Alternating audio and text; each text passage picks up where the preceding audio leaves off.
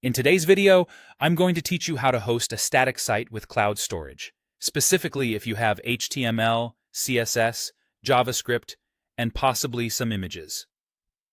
This is one of the simplest solutions for hosting static websites, so let's dive into the steps you'll need to follow. First off, you need to have a Google Cloud project.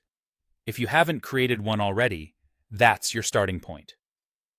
Head over to the Google Cloud Platform console and set up your project. This will give you the framework needed to manage resources in Google Cloud.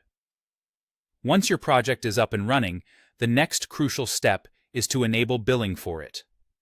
Unfortunately, without enabling billing, many of Google Cloud's services won't be accessible, including cloud storage.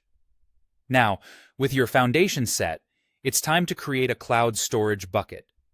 In the Google Cloud Platform console, navigate to Storage, then Buckets. Click on the option to create a new bucket. Make sure that the name you choose for your bucket is globally unique. You'll also need to select a region or location for your bucket. This choice can influence latency and pricing, so consider picking a location that aligns with your needs. If you want your files to be publicly accessible, remember to disable Public Access Prevention. This will allow visitors to view your website files. Next up is uploading your website files. This is where you transfer your index, HTML, along with any assets like images or CSS files, into the bucket. Once your files are uploaded, it's important to ensure they are accessible to the public.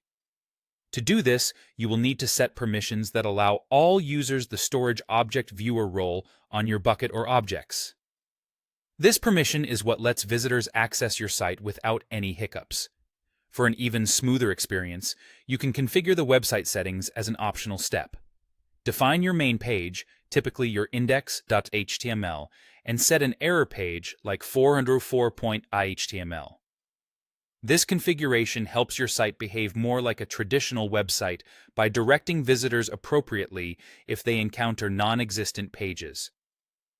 If you're interested in using a custom domain for your site, you have some additional options. You can set up a load balancer that points to your bucket. Alongside this, you'll need to reserve a static IP and attach a Google-managed SSL certificate for HTTPS support. Don't forget to update your DNS records, either A or CNAME, to point to your load balancer. This setup will allow seamless integration with your existing domain. After following these steps, it's time for the moment of truth. Test your website by visiting the public URL provided by Google Cloud, or, if you've set up a custom domain, simply wait for the DNS changes to propagate and then visit your domain. And there you have it. Your static website is now live on Google Cloud Storage. Enjoy showcasing your site to the world.